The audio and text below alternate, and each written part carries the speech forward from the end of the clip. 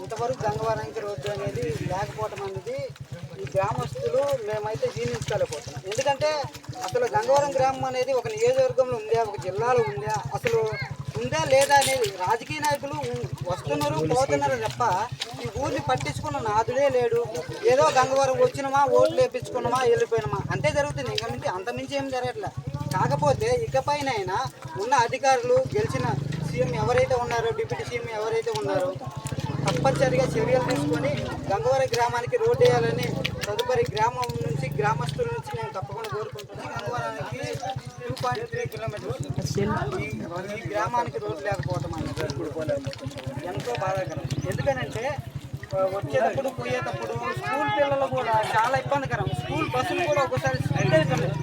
బండి పైన పోయే వాళ్ళు కూడా స్కిడ్ అయ్యి కింద పడటము, వాళ్ళకి ఏదో జరగటము, ఇది కూడా ఈ చూసి కూడా రాజకీయ నాయకులు ఏదో వచ్చి ఆ ఎలక్షన్ టైంలో వచ్చి మాకు ఓట్లు వేయండి, ఇచ్చేయండి అది చెప్పడం జరుగుతుంది. మేము ఖచ్చితంగా గెలిచిన తర్వాత మీ ఊరికి రోడ్డు వేస్తామని ఈ మాటలు కూడా చెప్పడం జరుగుతుంది.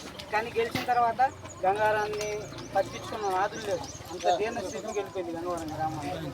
ఇకపైన అధికారులు చర్య తీసుకొని గంగవరంకి రోడ్డు వేయాలని కోరుకుంటున్నాం.